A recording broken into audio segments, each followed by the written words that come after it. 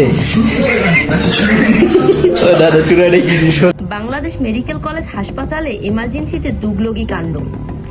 Bangladesh medical college হাসপাতালের emergency বিভাগে emergency medical officer doctor Fuad কাদেরের উপস্থিতিতে ও প্রত্যক্ষ মদতে এমার্জেন্সির বাইরে রোগী থাকা অবস্থায় ভিতরে সিনিয়র 2 মেডিকেল ছাত্রদের মোল্লাযুদ্ধের অংশগ্রহণের ভিডিও নতুন প্রশ্ন জেগেছে।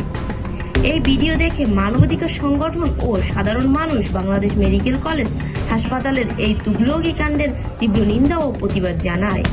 11 জানুয়ারি 2026 রবিবার মানবাধিকার জোটের মহাসচিব মিলন মল্লিক এক বিবৃতিতে বিষয়টি দ্রুত বিচার বিভাগের তদন্ত করে যারা দোষী তাদের বিরুদ্ধে আইনগত ব্যবস্থা গ্রহণের জন্য আবেদন করেছেন। তিনি বলেন, কি করে একটি হাসপাতালে জরুরি বিভাগের বাইরে রোগী রেখে এমন কাণ্ড তারা ঘটাচ্ছে।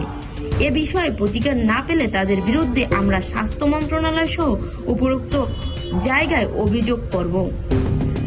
Lead news desk. BM 37 জিন্দাবাদ। BM 37 জিন্দাবাদ।